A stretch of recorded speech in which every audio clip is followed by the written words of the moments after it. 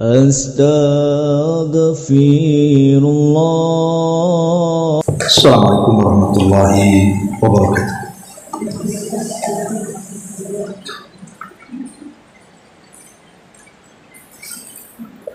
Alhamdulillah wassalatu wassalamu ala rasulillah wa ala alihi wa sahbihi wa mawalah wa la hawla wa la quwata illa billahi wa ba'd. Alhamdulillah, di pagi ini kita kembali bisa duduk untuk bertolak ilmi. Salawat dan salam tahniahkan kepada Rasul kita Nabi besar Muhammad sallallahu alaihi wa ala alihi wasallam. Lanjutkan kembali kajian kita, masih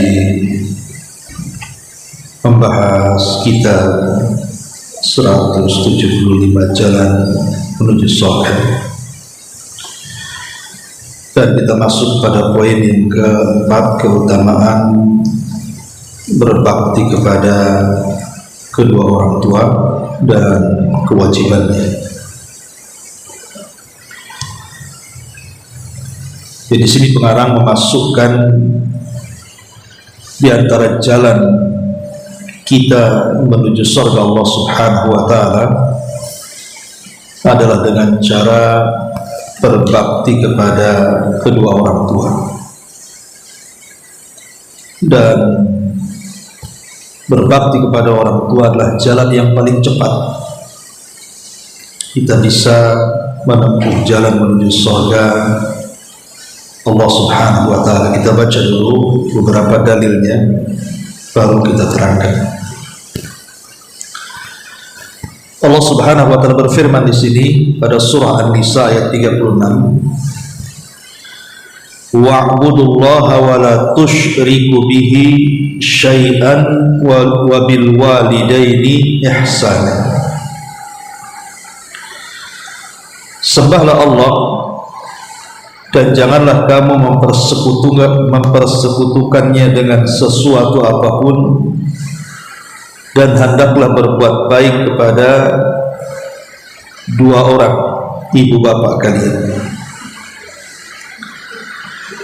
Kemudian Nabi SAW bersabda, ragima anfu thumma ragima anfu thumma ragima anfu qila man ya Rasulullah, qala man adraka abawaihi indal kibari ahaduhuma aw kilahuma falam yadkhulil jannah. Celakalah dan celakalah.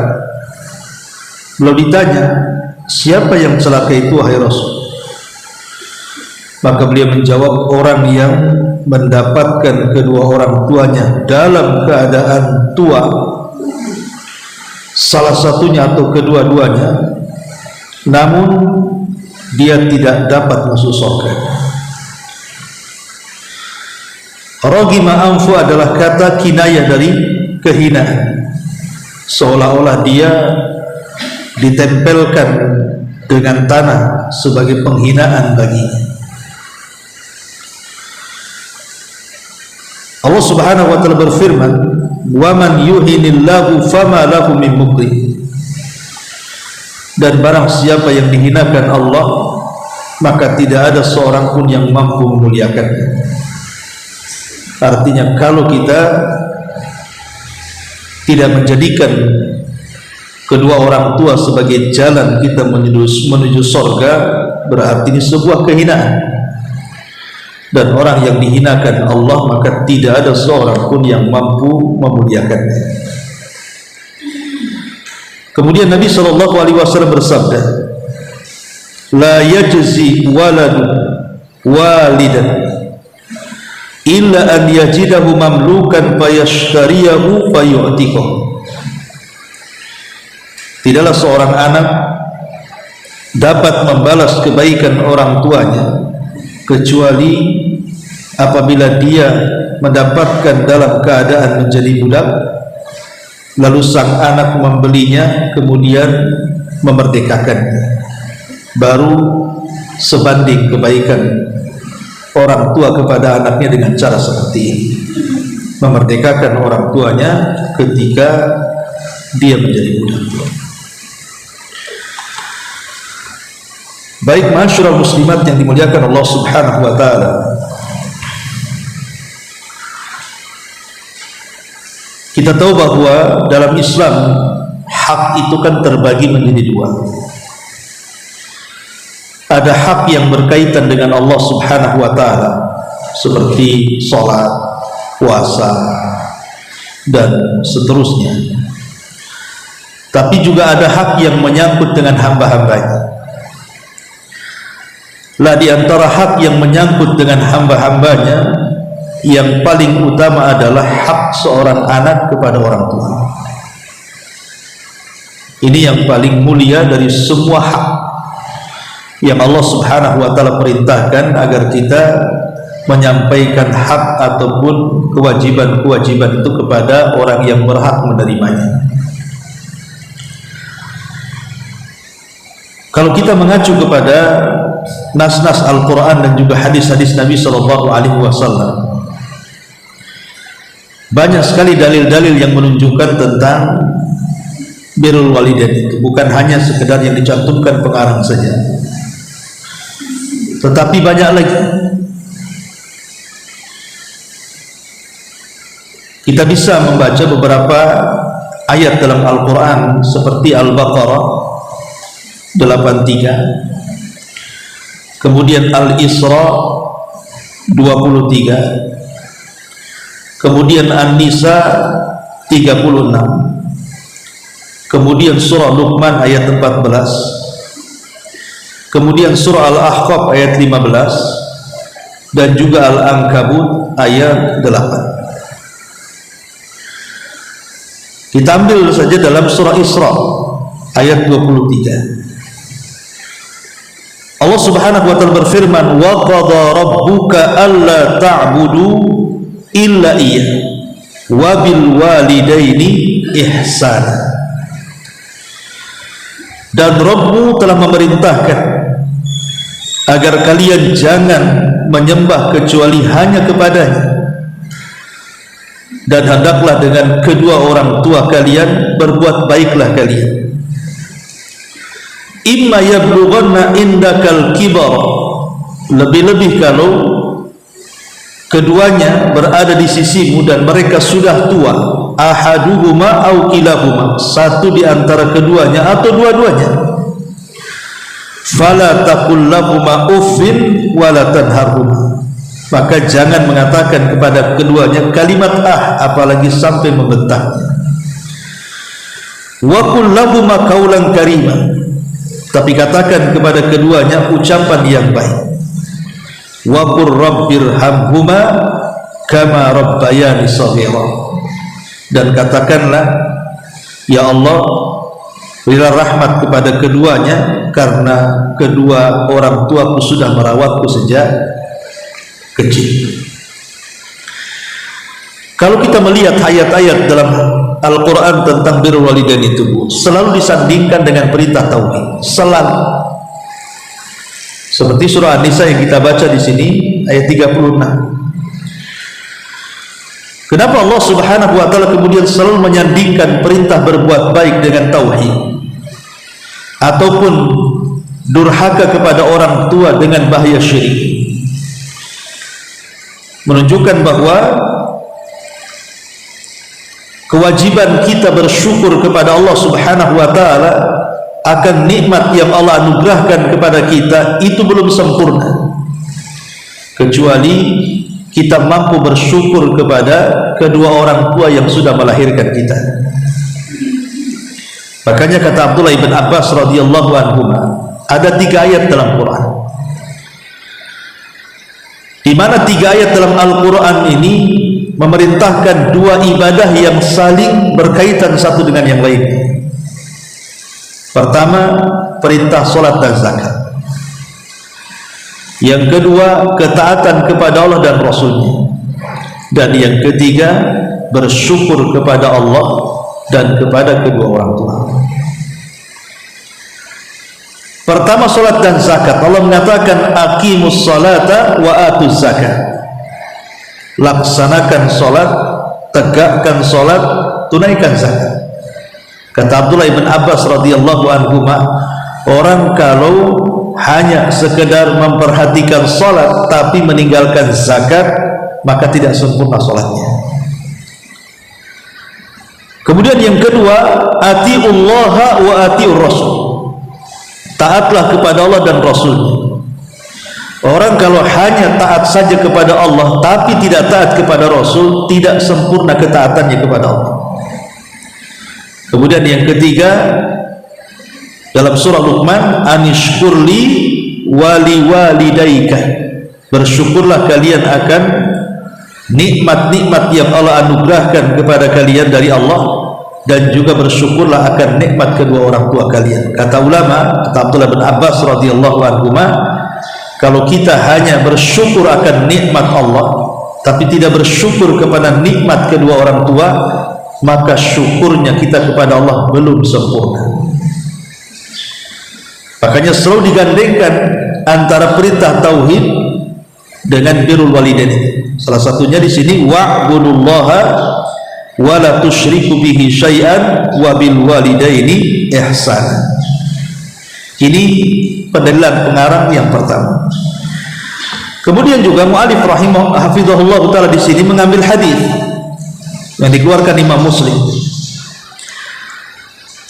Jadi ketika Nabi SAW naik ke atas mimbar sedang melaksanakan sholat Jumat, pada khutbah Jumat Rasul naik ke atas mimbar.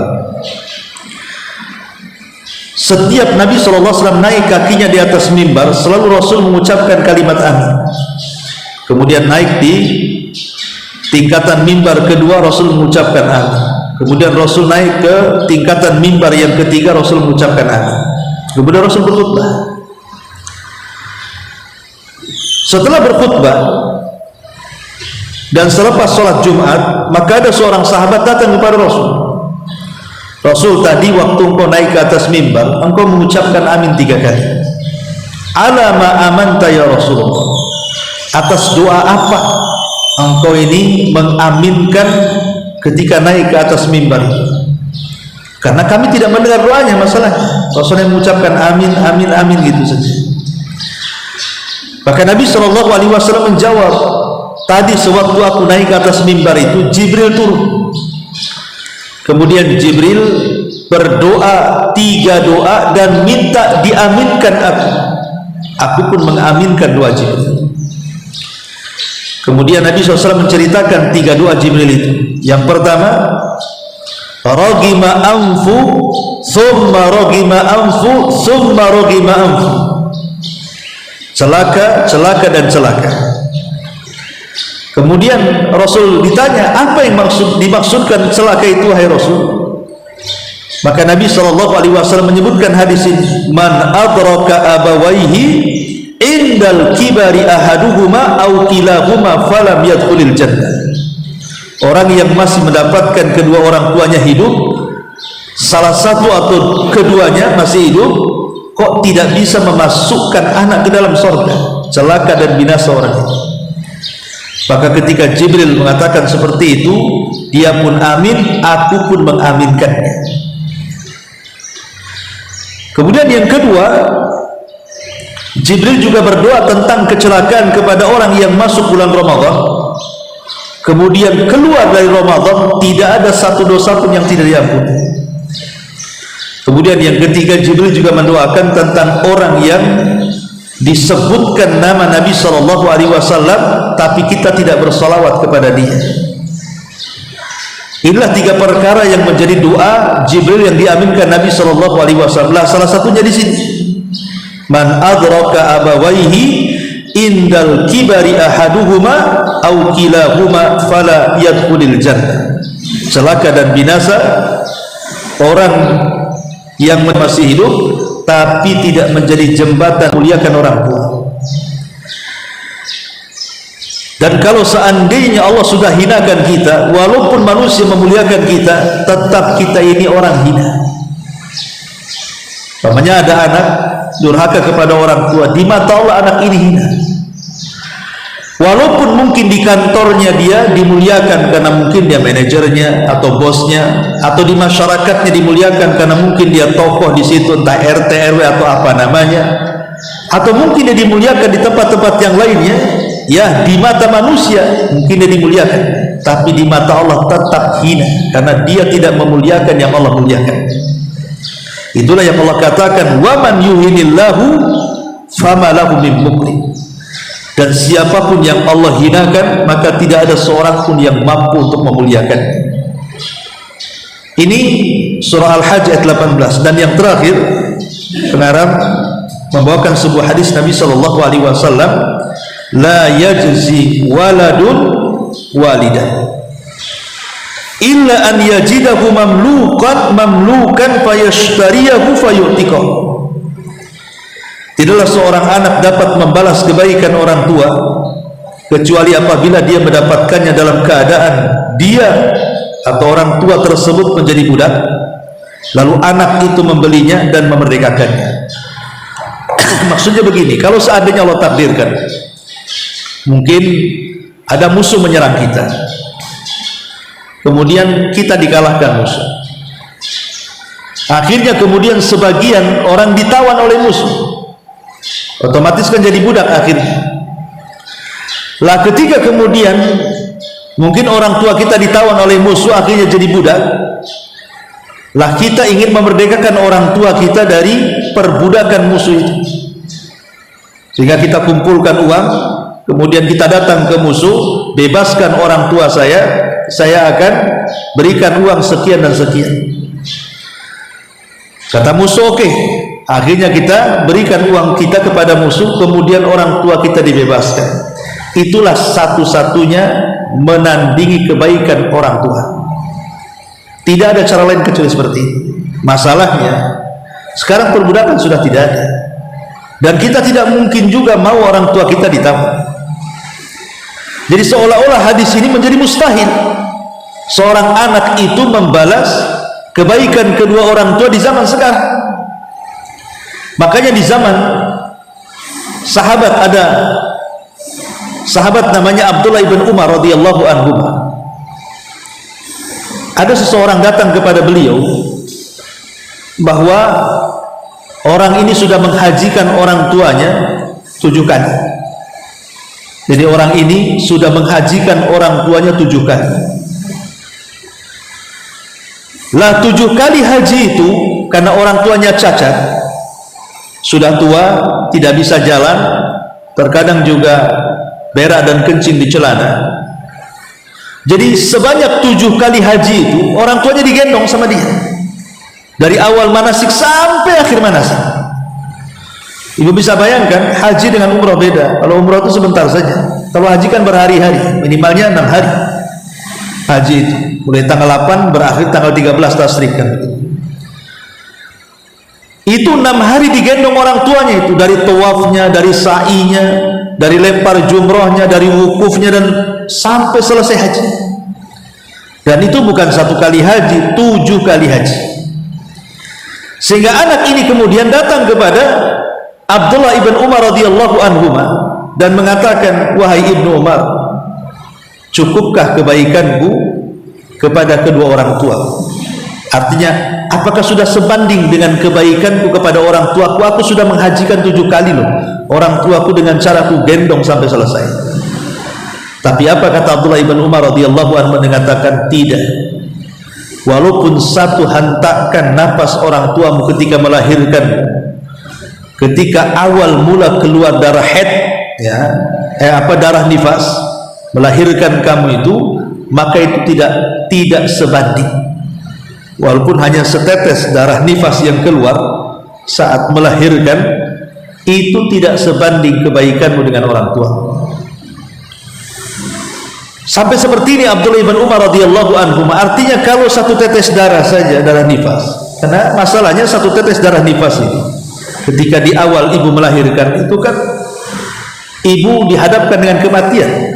Betapa banyak orang yang tidak selamat ketika melahirkan kan? Karena kehabisan darah dan begitu seterusnya. Makanya kenapa Rasul menghadiahi wanita yang melahirkan, kalau meninggal dia syahid, hadiahnya syahid, ya. Karena biasanya orang tua kalau harus memilih selamat anaknya atau dirinya, umumnya fitrah seorang ibu pasti anaknya diselamatkan. Makanya dari situ kemudian dihadiahi mati syahid. Orang yang kehabisan darah nifas kemudian meninggalkan itu. Makanya kenapa Abdullah ibn Umar radhiyallahu anhu sampai mengatakan, walaupun satu tetes darah nifas ketika hentakan melahirkan kamu itu belum cukup, sampai seperti itu. Ya. Makanya wajar kalau Rasul mengatakan seperti ini di sini, la yajzi waladun walidan illa an yajidahu mamlukan fayashtariyahu fayu'tiqahu.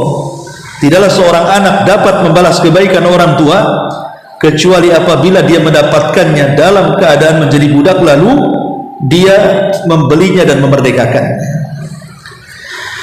Ma'asyiral muslimat yang dimuliakan Allah Azza wa Jalla, saking besarnya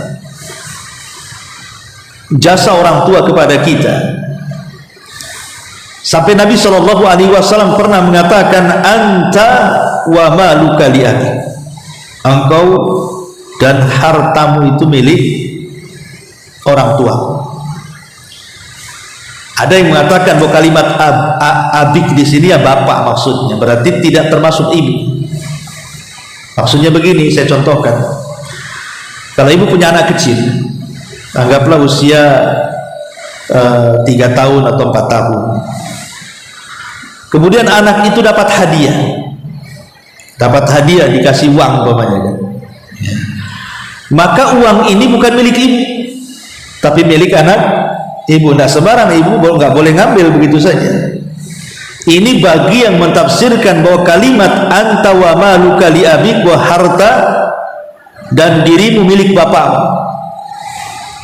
Kecuali kalau seandainya ibunya izin sama bapaknya untuk memakai hadiah yang diberikan kepada anaknya. Tapi ada sebagian para ulama mengatakan tidak, kalimat anta wa maluka li abik, engkau dan hartamu itu milik bapakmu, itu maksudnya ya termasuk juga ibu di situ, gitu maksudnya. Disebutkan bapak karena dia memang pemimpin rumah tangga, berarti masuk juga di situ suami istri. Berarti boleh kemudian seorang ibu itu mengambil hadiah anaknya, apalagi dia memang punya hajat. Tetapi ulama mengatakan, apakah kemudian kalimat anta wa maluka li abik, engkau dan hartamu itu milik orang tuamu, kalimat li abik di situ ada alif lam, li abik, ya. Apakah lam di situ lil milki, artinya mutlak milik orang tuanya, ataukah lam di situ maksudnya hanya sekedar lil ibah, maknanya boleh orang tua mengambil harta anaknya, bukan memiliki tapi boleh mengambil. Ini yang menjadi perselisihan para ulama. Karena begini konsekuensinya, kalau seandainya lam di situ li abi, kalimat li di situ lil milki, berarti semata-mata anak meninggal, berarti seluruh kekayaannya milik bapaknya, milik orang tuanya, kan begitu. Karena semasa hidupnya saja harta itu milik bapaknya. Padahal kalau ini konsekuensinya berarti akan menyelisihi faraid. Jelas akan menyelisih faraid, kan begitu ya. Karena bagaimanapun tidak, kalau anak meninggal bukan semata-mata semua milik orang tuanya, kan begitu. Gimana kalau anak ini punya anak lagi? Ya kan? Justru orang tua tidak banyak mendapatkannya, kan? Kalau anak ini meninggal punya anak, justru anaknya lebih banyak bagiannya, kan? Makanya ulama mengatakan kalimat li abi, li di situ bukan lil milki tetapi lil ibah. Artinya orang tua boleh mengambil harta anaknya. Itu pun dengan 4 syarat, kata ulama. 4 syaratnya. Boleh orang tua mengambil atau boleh mengambil harta anak itu kalau ada 4 syarat. Kalau tidak ada 4 syarat, tidak boleh. Pertama, tidak membuat madarat si anak. Umpamanya ibu punya anak orang kaya, ya sudah sukses anaknya, kemudian ibu hendak mengambil harta anaknya, boleh, tetapi satu, tidak membahayakan anak. Ya, membahayakan seperti apa? Umpamanya berkaitan dengan kebutuhan dia. Ibu ambil berasnya, dia mau makan apa? Kalau diambil bisa kelaparan, kan begitu ya. Ini kan membahayakan namanya. Atau di musim dingin umpamanya, kan diambil selimut, nanti dia kedinginan, sakit dan begitu seterusnya. Itu kan membahayakan ya, karena di daerah-daerah tertentu itu kan ada musim-musim dingin yang nggak bisa seseorang tidur nggak pakai selimut. Di daerah Timur Tengah itu kalau datang musim dingin kan luar biasa dingin. Itu kan kalau kita diambil, orang tua ngambil selimut anak, ini kan membahayakan anaknya. Ini satu. Yang kedua, bukan kebutuhan asas bagi anak, bukan kebutuhan pokok bagi anak. Seperti anaknya kerja pakai mobil, jaraknya jauh, diambil pula mobilnya, suruh jalan kaki, gimana pula kan? Itu namanya kebutuhan pokok kan. Dia harus bekerja dengan kendaraan, tiba-tiba kendaraannya diambil, dia harus jalan kaki sejauh itu. Nah akhirnya si anak gak bisa bekerja. Nah, itu syarat yang kedua, bukan kebutuhan anak. Kemudian yang ketiga, jangan mengambil harta anak untuk diberikan kepada anaknya yang lain. Nggak boleh. Namanya ibu punya anak 3, yang satu kaya, yang satu miskin, sengaja minta atas nama ibu kepada anaknya yang kaya, padahal ibu itu mau ngasih anak yang lain yang susah. Kan ada yang seperti itu ya. Nggak boleh, karena ini memancing kecemburuan ya. Dan itu banyak terjadi perkelahian anak dengan orang tua. Akhirnya apa? Anak tidak mau ngasih lagi uang kepada orang tua. Alasannya apa? Buat apa saya kasih sama orang tua, toh juga uang saya dikasihkan keponakan saya, katanya, dikasihkan kepada saudara saya ngasih itu kan untuk ibu. Banyak anak yang seperti itu biasanya. Akhirnya memancing kecemburuan kan. Maka tidak boleh orang tua mengambil harta anak untuk dikasihkan ke anak yang lain. Ini syarat juga. Dan yang terakhir, yang keempat, kalau memang orang tua sangat berhajat dengan hajat mendesak, terpaksalah harus meminta uang sama anaknya. Dia punya hajat kebutuhan, umpamanya dia sakit, pengen berobat, gak ada duit, ya sudah, mintalah sama anaknya. Punya hajat kebutuhan kan begitu ya. Kalau yang seperti ini 4 syarat dipenuhi, maka itulah yang dimaksud anta wa maluka li abik, engkau dan harta milik bapak. Maka bapak boleh mengambil harta anak dengan 4 syarat ini. Kalau tidak terpenuhi, tidak boleh. Ini harus dipahami, bukan mutlak kemudian harta kita dan kita sendiri milik orang tua kita secara mutlak, tidak. Harus dipahami, dan ini termasuk bagian daripada fikih ya, supaya tidak sembarang. Karena saya dulu pernah ada orang nelpon, keluhan dari seorang anak gitu kan. Dia bilang, Ustaz, saya mau tanya, kenapa? Gimana saya diancam orang tua saya kan? Dia harus mengirim kepada orang tuanya sekian. Bahkan ke istrinya dijatah. Ya. Kemudian alasannya apa? Hadis ini. Anaknya kemudian ditakut-takuti dengan hadis ini. Nah, anaknya sudah hijrah, tentu takut. Karena Nabi SAW mengatakan, engkau dan hartamu itu milik bapakmu, milik ibumu katanya. Jadi dia disuruh setoran tiap bulan ke orang tuanya kan itu. Ya, kejam kali orang tuanya. Padahal fikihnya tidak seperti itu. Tapi kembali kepada pembahasan bahwa di sini sampai Nabi SAW mengatakan anta wa maluka li abik, dirimu dan juga hartamu itu milik kedua orang tuamu. Menunjukkan apa? Menunjukkan ada isyarat tentang birrul walidain.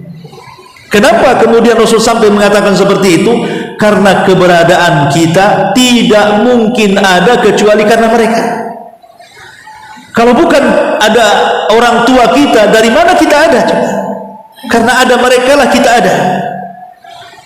Makanya dengan sebab itulah kemudian kita pun harus menolong mereka. Kalau bisa sebelum mereka meminta, kita kasih. Anak itu harus peka kebutuhan orang tua. Jangan nunggu minta gitu maksudnya. Kira-kira kalau kita berkunjung kepada orang tua, ini orang tua butuh apa? Jangan ditanya butuh apa. Sebelum dia bicara, kalau bisa kita kasih. Dan jangan kemudian memanggil orang tua dari jauh. Ya, dekati orang tua. Kemudian jangan memanggil namanya dan dengan bahasa-bahasa yang santun. Makanya tadi ayatnya Allah mengatakan wa qul lahu maqaulan karima. Sampai kata Imam Ibnu Katsir ketika memberikan catatan kepada surah Isra di sini, fala taqul lahu ma'uf. Jangan katakan kepada kedua orang tua kalimat uf. Itu uf kan dua huruf, bukan kalimat. Uf itu huruf alif dan fa, uf ya. Dalam bahasa kita gitu ya. Kalau seandainya kata Imam Ibnu Katsir rahimahullah ta'ala ada kalimat yang lebih pendek dari kalimat dua huruf, anggaplah satu huruf atau mungkin setengah huruf, tentu Allah juga akan melarang. Kalau seandainya ada kalimat yang kurang dari dua huruf ini, tentu Allah akan melarang. Cuman paling pendek dua huruf masalahnya. Dan itu juga masalah kan. Pamannya ada orang tua manggil kita ini, nak kemari. Terkadang kita latah dan mengatakan baru istirahat tadi panggil. Kalimat ahnya itu masalah ya. Aduh, baru baring ini udah disuruh lagi. Kalimat aduhnya, kalimat ahnya itu yang dipermasalahkan itu, bukan kalimat setelahnya. Kalau kalimat setelahnya ya lihat kan itu ya. Kalau memang nadanya kasar ya lebih haram lagi, karena katanya ulama usul disinilah letak yang disebut dengan mafhum aulawi. Kalau seandainya saja tidak boleh, berarti yang lebih daripada itu tentu lebih diharamkan lagi. Sesuatu yang disembunyikan terkadang lebih besar dosanya dari yang ditampakkan. Ditampakkan saja, berarti kalau lebih daripada boleh jadi kemudian jauh lebih besar dosanya. Adapun kemudian di sini ulama memberikan 9 catatan ketika bicara soal birrul walidain. Yang pertama, bagian daripada birrul walidain adalah at-ta'atu lahum wa talbiyatu awamirihima wal infaqu alaihima indal hajati. Pertama, anak harus senantiasa taat kepada kedua orang tua, kemudian segera datang atas perintah kedua orang tua dan berupaya untuk berinfak, menolong kepada kedua orang tua ketika keduanya berhajat. Ini yang pertama, taat, segera mendatangi panggilan perintah keduanya dan membantu. Adapun taat ini berkaitan dengan hal yang ma'ruf. Taat ini berkaitan dengan yang baik. Berarti kalau yang tidak ma'ruf, yang tidak baik tidak boleh ditaati. Karena Nabi SAW mengatakan la ta'ata li makhlukin fi maksiatil khaliq. Tidak ada ketaatan kepada makhluk dalam rangka bermaksiat kepada Allah. Berarti maksudnya taat kepada orang tua dalam hal yang ma'ruf. Di zaman Rasul ada seorang sahabat namanya Sa'ad bin Abi Waqqas radhiyallahu anhu. Sa'ad bin Abi Waqqas ini Allah takdirkan ibunya tidak masuk Islam, bahkan ibunya sangat membenci Islam. Jadi ibunya Sa'ad bin Abi Waqqas ini mengancam Sa'ad, kalau engkau tidak murtad dari agama Muhammad dan kembali kepada agama musyrik, maka aku akan bunuh diri. Akhirnya kemudian betul-betul orang tuanya ada upaya untuk melakukan bunuh diri dengan cara apa? Mogok makan. Tak mau makan selama 3 hari lebih, sampai akhirnya kemudian betul-betul hampir mati. Tidak makan 3 hari lebih, nggak mau mati kan gitu. Tetapi karena Sa'ad bin Abi Waqqas ini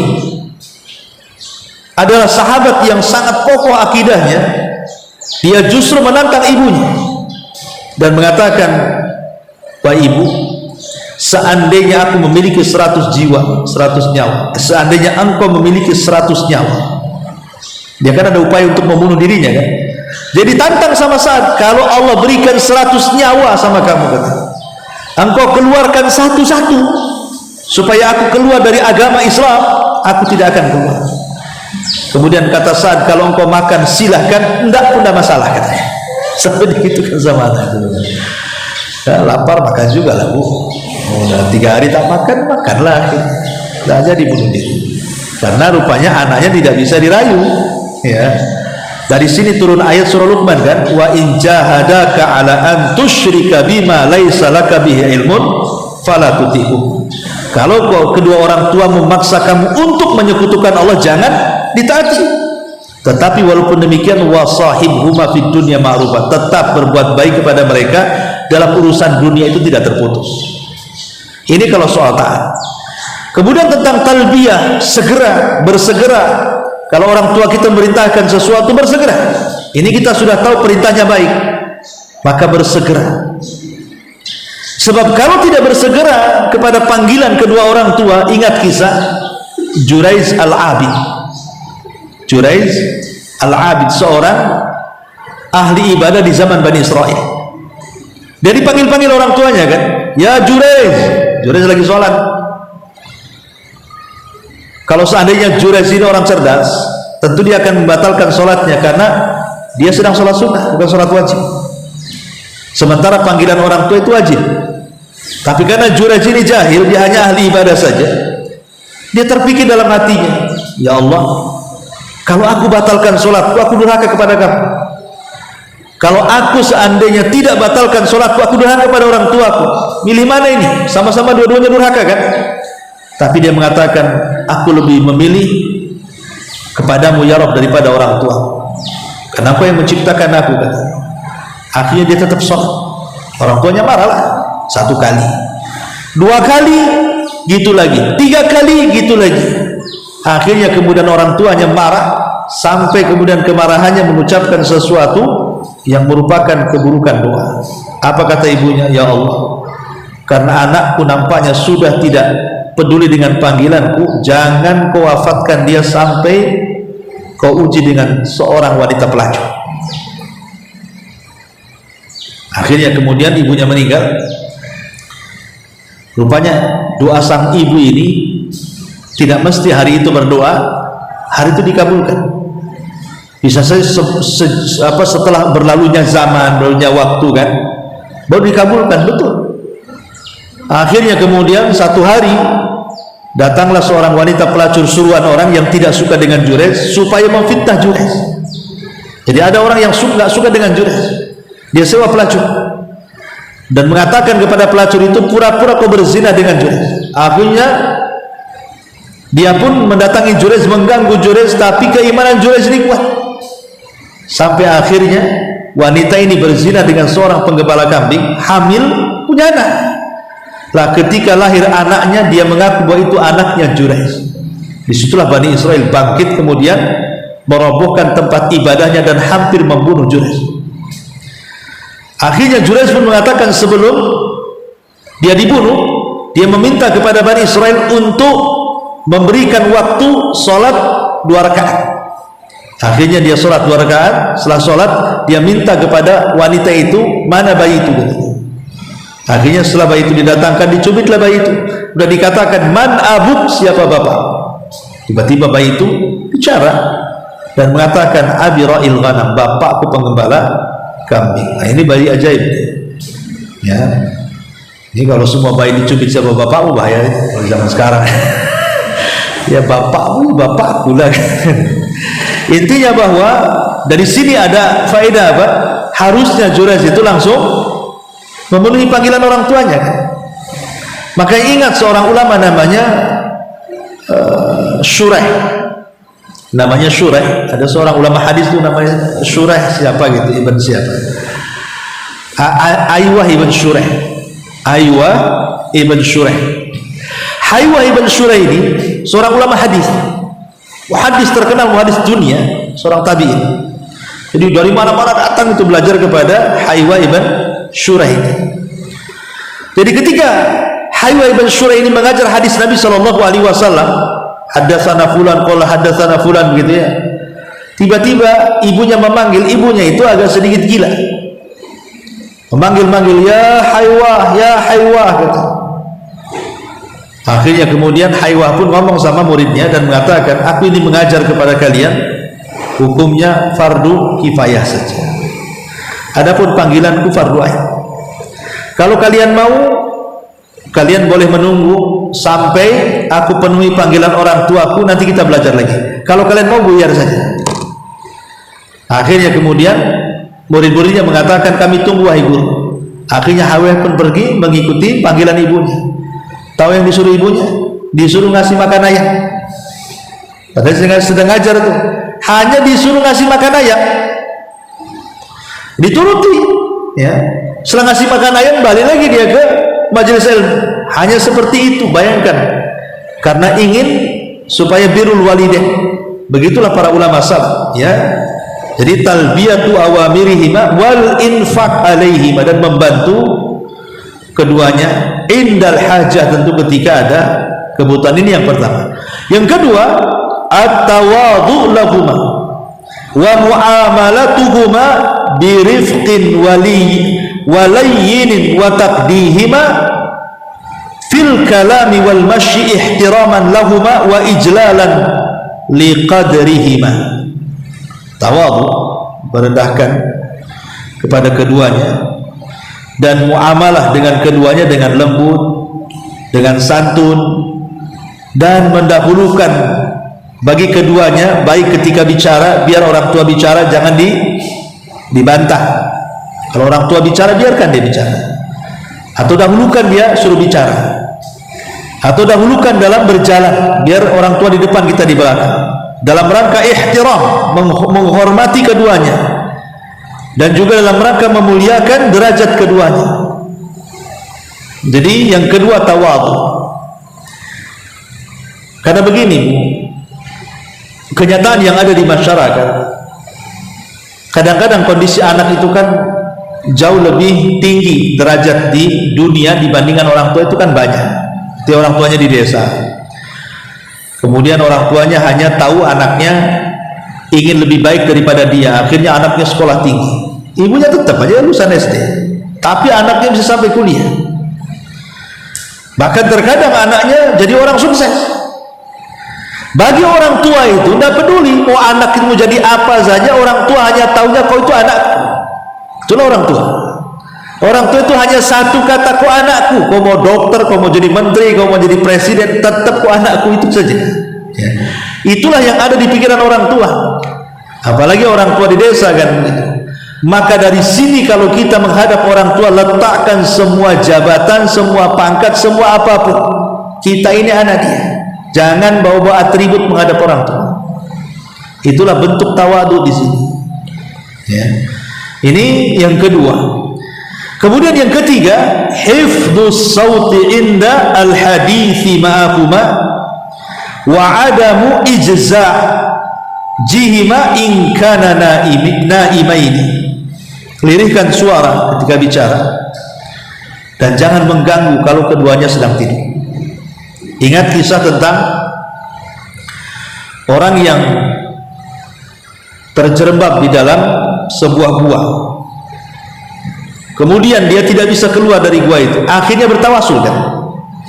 Salah satunya bertawasul dengan birrul walidain, berbuat baik kepada orang tua, di mana dia bercerita bahwa kebiasaan dia itu biasanya memberikan air susu kepada kedua orang tua sebelum malam, dan ia dahulukan memberi minum air susu kepada orang tua daripada anak istrinya. Satu hari kemudian dia sibuk, entah apa yang menyibukkan dia, akhirnya dia lupa, baru ingat setelah malam kalau dia belum memberi minum orang tuanya. Akhirnya kemudian langsung dia mengambil air susu, memerahnya, kemudian bersegera datang ke rumah orang tuanya. Allah takdirkan sudah tidur orang tuanya, dan dia tidak memberani membangunkannya. Sementara anak istrinya butuh minum juga, tapi dia tidak mau memberikan karena itu jatah orang tuanya. Akhirnya sebagai kafarahnya dia sudah bersalah, dia akhirnya berdiri di samping dua orang tua yang sedang tidur. Dia tunggu sampai bangunnya. Rupanya pagi baru bangun.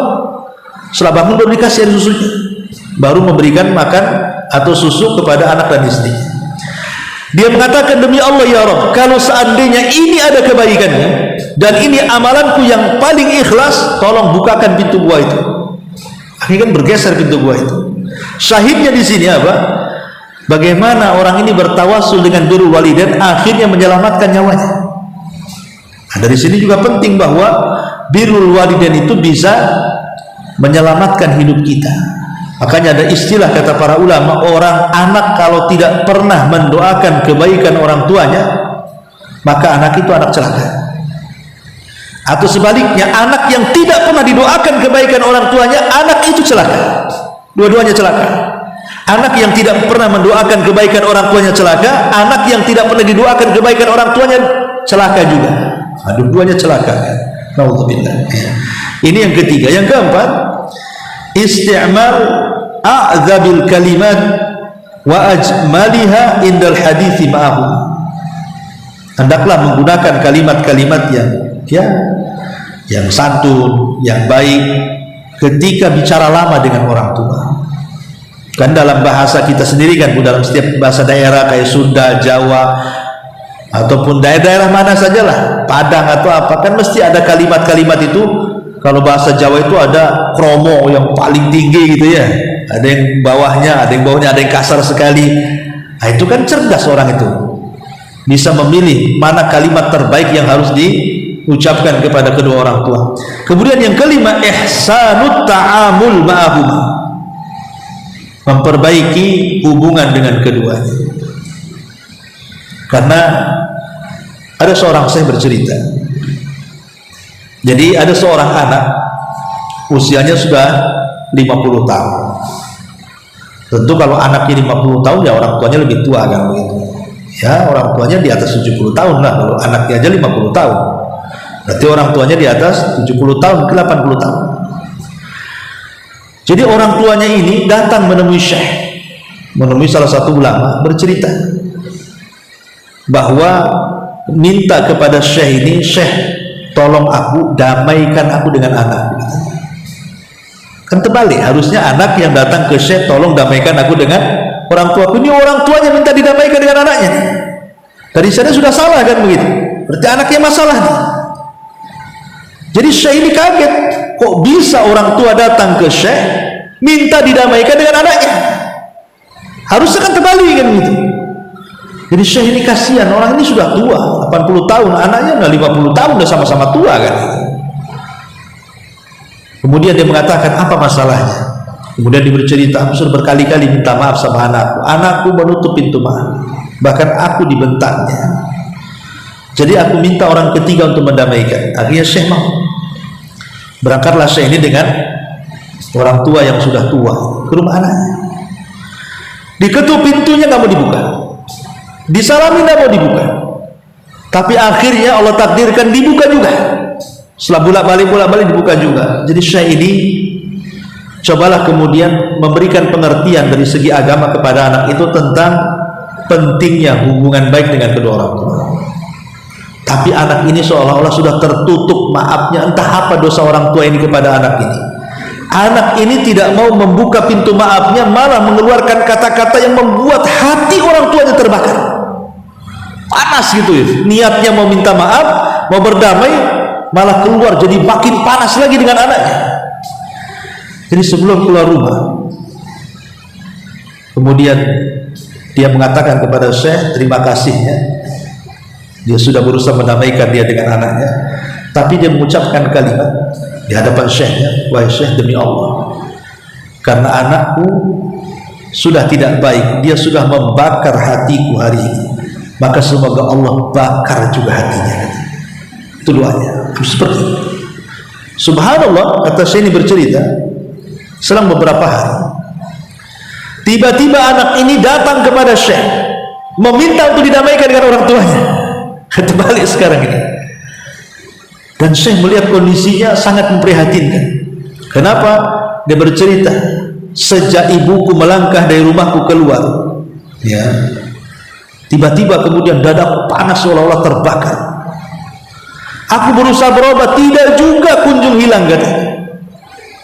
Sampai sekarang aku kesakitan dan rasanya panas sekali dalam dadaku katanya. Maka dari situ Syekh memahami dan mengatakan, kalau gitu bertobatlah kepada Allah, mintalah maaf kepada orang tua. Sudah dipertemukan kedua orang tuanya, akhirnya minta maaf. Subhanallah, keajaiban terjadi. Rupanya hilang penyakitnya, panasnya hilang. Ya, terkadang dua orang tua itu dijadikan kes hari itu juga kan. Sebagaimana dia sudah membakar hatiku, semoga Allah bakar hatinya. Dan itu menjadi kenyataan di sini.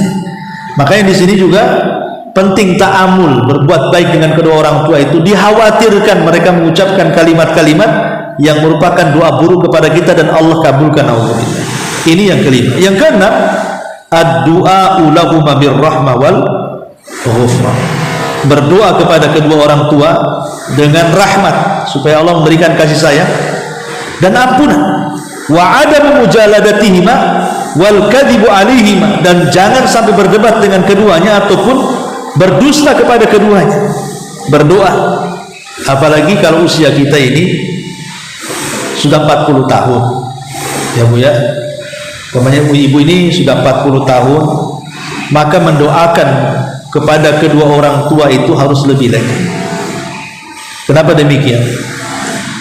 Karena Allah Subhanahu wa taala yang memerintahkan kan, hatta idza balagu ashuddahu wa balagu arba'ina sanatan qala rabbi auzi'ni an ashkura ni'mataka allati an'amta 'alai wa 'ala walidayya.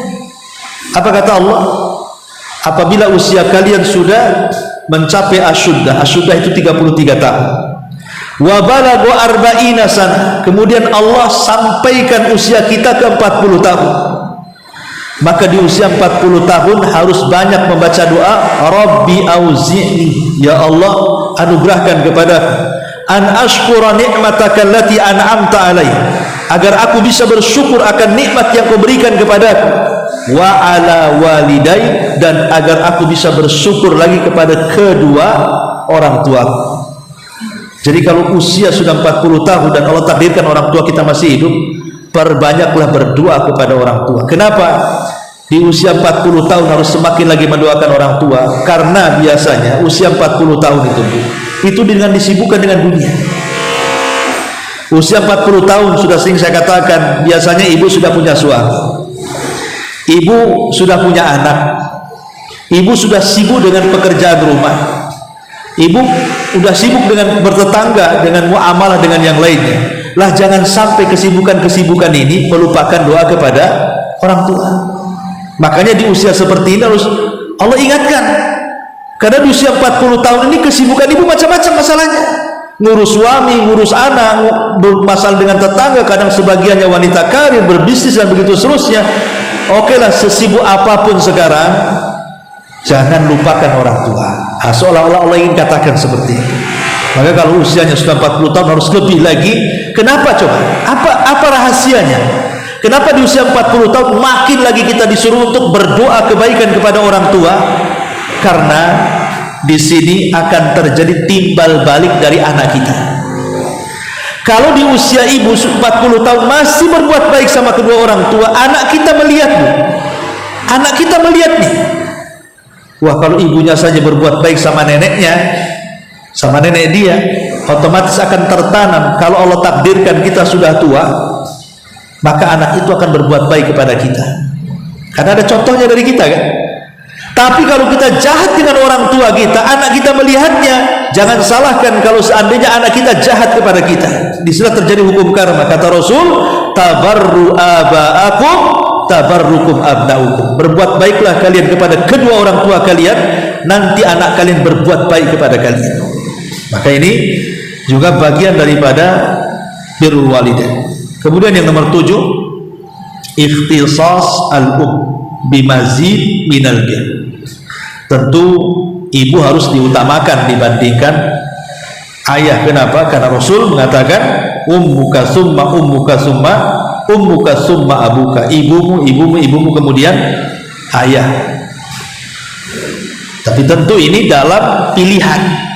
Kalau seandainya dua-duanya memerintahkan dalam satu waktu, tidak bisa kita memilih, pilihlah yang seruan ibu, itu maksudnya. Tapi dalam kehidupan berbakti kepada orang tua, jangan dibedakan antara ibu dengan ayah, karena dua-duanya berperan, dua-duanya sama-sama berperan kan itu. Cuman kalau dalam satu waktu tiba-tiba harus memilih, kita tidak bisa memilih keduanya, harus salah satunya, itulah maksudnya pilihlah ibu.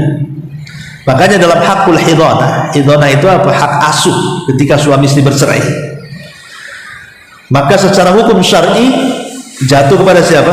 Kepada ibu. Dalam hukum syar'i, sampai anak itu balik, sampai anak itu balik, ataupun sampai anak itu tidak balik, mumayyiz, sampai anak itu mengerti. Entah usia 10 tahun kan belum balik tuh, tapi sudah mengerti kan, disitulah hakim boleh bertanya kepada sang anak, kau memilih ibumu atau bapakmu? Tapi kalau waktu bayi, ya tetap dia harus ikut ibunya, karena yang menyusui ibunya, bapaknya gak keluar susu kan, begitu, ikut ibunya lah. Kecuali kalau sudah memayis, itu dipilih, kau memilih ibu apa bapak.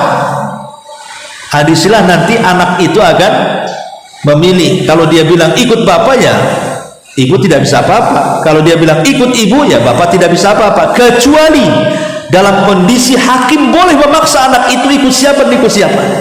Seperti kasusnya, umpamanya ada dulu di zaman Amirul Mukminin radhiyallahu anhu, Umar bin Khattab radhiyallahu anhu. Jadi ada seorang anak ini disuruh milih apakah ikut bapaknya atau ikut ibunya. Tiba-tiba anak ini ikut bapaknya, ya. Senanglah bapaknya, hampir mau dibawa balik. Tiba-tiba kemudian ibunya mengatakan, ya Amirul Mukminin, kenapa kau tidak tanya alasan anak itu? Kenapa dia ikut bapak, tidak ikut aku? Padahal biasanya anak itu kan lebih dekat dengan ibu, ya. Kok ini ikut bapaknya pula? Kata Umar, tunggu dulu, jangan bubar dulu.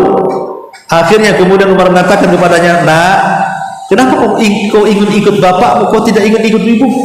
Anak ini cerita, namanya anak ini polos, masih kecil, 10 tahun, 11 tahun, dia mengatakan, karena saya kalau giliran di rumah bapak, katanya, aku tidak dilarang, aku bisa main ke sana kemari, katanya, aku bisa bebas, bapakku tidak pernah marah kepadaku. Tapi giliran aku di rumah ibuku, aku dipaksa belajar ke guru ini, katanya. Kalau enggak aku dipecut ibuku, katanya. Maka Umar mengatakan, oh kalau begitu engkau harus ikut ibumu, katanya. Kau enggak boleh ikut bapakmu, katanya, karena ibunya yang bisa mendidik. Kondisi seperti ini hakim bisa memaksa, karena kalau ikut bapak masalah kan, bisa rusak dia. Oh, kau harus ikut ibumu, kata Umar, karena ibumu yang bisa mendidikmu. Ini taib. Jadi intinya bahwa di sini ada ikhtisas bil. Kemudian yang nomor 8, syukruhuma alladzi jaa maqrunan bi syukrillah. Tentu bersyukur kepada kedua orang tua yang Allah Subhanahu wa taala sebut satu nafas dengan bersyukur kepada Allah Subhanahu wa taala, karena kalau syukur inilah yang menumbuhkan kecintaan kita kepada kedua orang tua. Yang terakhir, al-ihsan ilaihima wa taqdimu amrihima mujahadatan nafsi biridahuma hatta wa in kana ghairu muslimin. Tetap berbuat baik kepada keduanya, mencari keridhaan keduanya walaupun keduanya bukan muslim. Anggaplah orang tuanya kafir, tetap berbuat baik kepada kedua orang tuanya selama tidak kafir harbi. Kalau kafirnya harbi, memerangi Islam, lain ceritanya. Karena dulu di zaman sahabat ada sahabat membunuh orang tuanya gara-gara orang tuanya memerangi Nabi.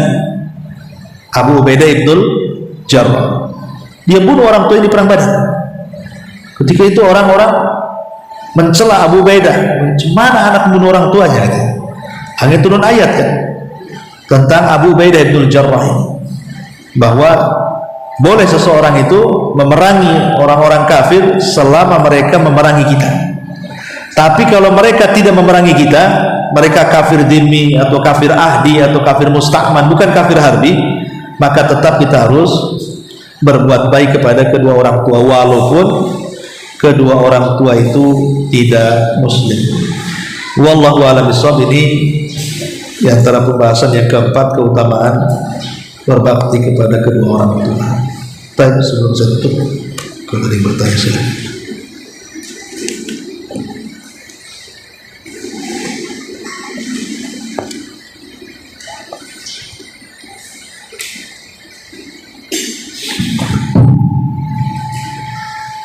Bismillah. Assalamualaikum Ustaz. Waalaikumsalam. Dalam penjabaran tadi Ustaz ada kisahkan bagaimana seorang anak yang sudah menghajikan ibunya sampai 7 kali, yang menggendong ibunya bahwa suatu dia ke tanah suci, Ustaz. Lalu ditanyakan kepada Abdullah ibnu Umar, apakah itu sudah cukup sebagai bakti, tapi tetap dijawab tidak. Karena kan yang saya katakan tadi, sewaktu seorang anak dilahirkan, ketika dalam nifas seorang ibu itu keluar, itulah yang membuat dia bisa terbalas kebaikan seorang anak kepada ibu. Yang anak tanyakan, Ustaz, apakah di sini berlaku buat seorang ibu yang sudah melahirkan anaknya, namun ditelantarkan seperti yang anaknya lahir, dia letakkan terus dikasih sama orang dan tidak dirawat. Ada juga karena kecewa dengan suaminya, anaknya ditinggalkan, tidak dirawat. Dan apakah itu bagi seorang anak yang itu juga sama dengan anak yang memang dia rawat dari kecil sampai dia dewasa? Iya. Alhamdulillah. Perintah berbuat baik kepada orang tua itu tidak dikhususkan kepada orang tertentu, tetapi umum. Karena perintahnya umum.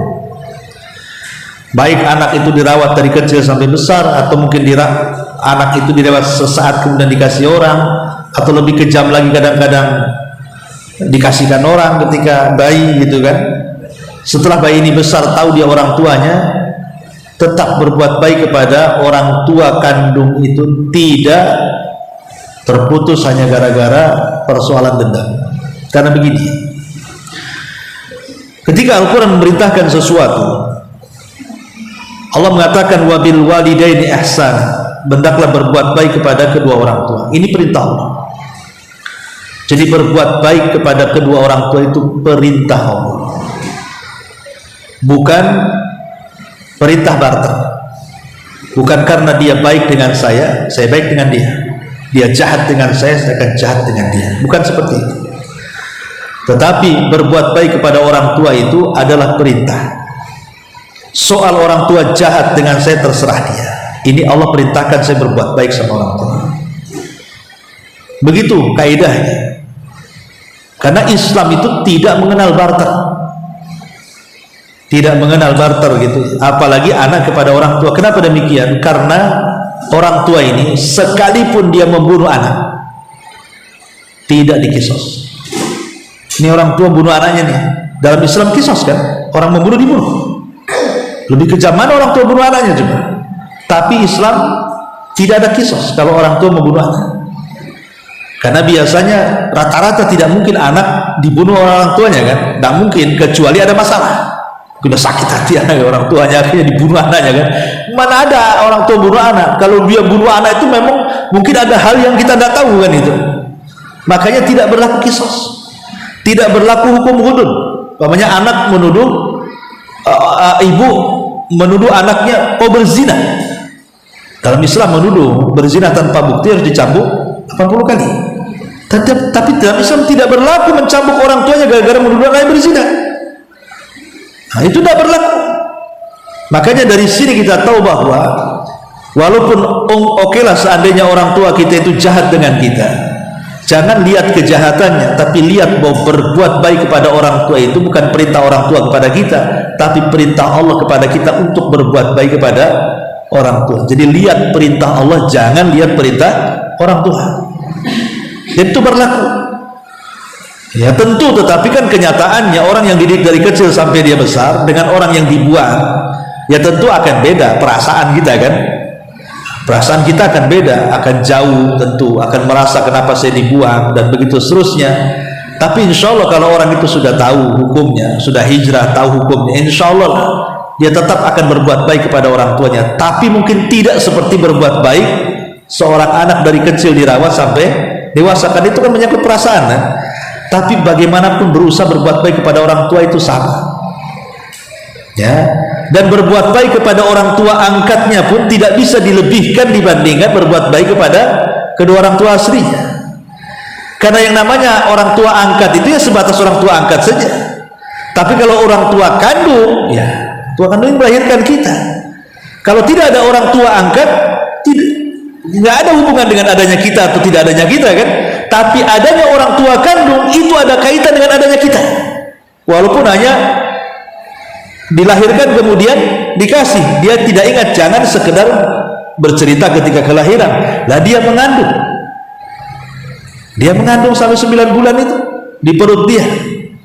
Jadi harus jaga anaknya supaya tidak mati. Ya kalau dia mati bisa saja lah ambil pil atau makan apa yang biar keguguran, bisa saja kan begitu. Jadi dari situ bahwa perintah berbuat baik kepada orang tua itu bukan berbuat baik sistem barter, atau bukan karena perintah orang tua, itu perintah Allah kepada kita. Saya kira itu jawabannya. Wallahu a'lam. Syukur Ustaz. Yang kedua Ustaz, Iya. dari kisah yang Ustaz katakan tadi ya Ustaz, kisah yang pertama tadi, kisah Sa'ad bin Abi Waqqas, sebagaimana orang tuanya itu yang tidak Islam. Yang kedua kisah juga itu yang menanyakan Ustaz, ketika seorang orang tua yang tidak mendidik anaknya dan dia tidak memasukkan anaknya ke dalam sekolah yang Islam atau belajar tentang agama, terus dia tidak paham bagaimana ketika dipanggil orang tua, bagaimana harusnya orang yang tua yang dia tahu baik, tapi ketika panggilan tadi sebagaimana kisah jualan tadi ya Ustaz, yang kisah itu terjadi di saat dia memanggil anaknya berkali-kali ya Ustaz, terus otomatis seperti kisah jualan dia tidak menjawab. Apakah doa yang tidak benar itu bisa terkabulkan juga Ustaz, sementara dia sendiri tidak memiliki anaknya? Iya. Ada hadis mengatakan salasun la turaddu da'watuh. Salasun la turaddu da'watuh. Ada 3 kelompok yang tidak mungkin ditolak doanya. Salah satunya da'watul walid liwaladi. Doa orang tua kepada anaknya. Hadis ini umum. Apakah doanya baik atau doanya pun, dua-duanya dikabulkan. Walaupun tidak dididik. Ya, tetap. Karena doa hadis ini umum. Doanya orang tua kepada anak tanpa menyebutkan yang baik atau yang buruk kan. Berarti baik doanya baik tetap dikabulkan, doanya buruk tetap dikabulkan dua-duanya. Dalam kondisi apapun di sini. Kecuali doanya orang yang zalim kepada orang yang dizalimi. Dia zalim, lo doakan keburukan ke yang zalim, dia bisa doakan. Namanya orang tua zalim sama anaknya. Zalim sama anaknya. Kalau zalim sama anaknya kan yang mustajab doa kan yang dizalimi kan, bukan yang zalim kan. Sudah zalim mendoakan pula dengan keburukan. Nah, itu tidak akan didengar doanya kecuali kalau dia di pihak yang dizalimi. Nah, dia berdoa. Nah, bisa saja mustajab doanya karena da'watul mazlum laisa bainahu wa bainallah hijab, antara dia dengan Allah tidak ada penghalang. Kan ada seorang syekh bercerita juga, pernah saya ceritakan, ada seorang ibu saking marahnya sama anaknya masih kecil. Ya biasa namanya anak-anak kecil, anak-anak tangguh, kadang-kadang ya nakal, apalagi sekelas SMP itu kan nakal-nakalnya kan anak-anak itu. Kadang-kadang orang tua udah angkat tangan Bu kalau sudah anak-anak sudah tanggung-tanggung. Jadi ada orang tua kemudian saking jengkelnya sama anak, ya, saking marahnya, mungkin sudah buat onar di mana-mana, sudah buat malu di mana-mana, akhirnya berdoa dia. Ya, nah daripada pun nakal kayak gini, semoga Allah buat adalah itu serongsong peluru di kepalamu tuh. Dia ngomong gitu aja orang tua. Saking jengkelnya kan, sampai dia ngomong begitu, semoga ada serongsong peluru di kepalamu tuh. Soalnya dia mendoakan kematian kan gitu ya. Ya namun serongsong peluru di kepala kan sama dengan ditembak namanya kan. Tapi dia tidak ngomong kematian, dia cuma begitu saja, semoga ada serongsong peluru di kepalamu. Saking jengkelnya. Tapi dengan berjalannya waktu lupalah doa nih. Anaknya juga sudah besar, sudah SMP, sudah sekelas lulus SMP, SMA, kemudian sampai kuliah, udah lupa lah dengan doa itu. Ah sekarang anaknya sudah baik. Selepas lulus kuliah, anaknya keterimalah di militer, kepolisian, ya, atau mungkin ketentaraan gitu. Jadi ketika di waktu latihan nih di campnya itu, bercandalah antara anaknya dengan kawannya itu. Jadi yang kawannya bawa pistol, disangkanya itu nggak ada pelurunya. Namanya bercanda ya, namanya bercanda tentara ya pakai senjata kan begitu ya. Disangka nggak ada pelurunya tuh. Kemudian diletakkan di kepala anaknya ini, tentu dicetek ada satu peluru, rupanya itu yang menyerang di kepalanya, meninggal lah. Jadi ibunya ketika melihat anaknya seperti itu, dia teringatlah puluhan tahun yang silam. Kenapa dia ngomong semoga ada serongsong peluru di kepala? Nah, itulah setelah berpuluh-puluh tahun baru menjadi sebuah mustajab doa. Jadi terkadang jangan sembarang mendoakan anak. Bukan sekarang masalahnya, kejadiannya nanti kadang-kadang. Nah, itulah makanya kenapa harus banyak tafaul. Ya marah apapun orang tua kepada anak itu, jangan sampai kalau bisa mengeluarkan kata-kata yang tidak baik. Ya, wallahu a'lam. Baik, cukup ya. Dan saya kira cukup. Subhanallah, asyhadu an la ilaha illa anta astaghfiruka wa atubu ilaik. Allahu akbar.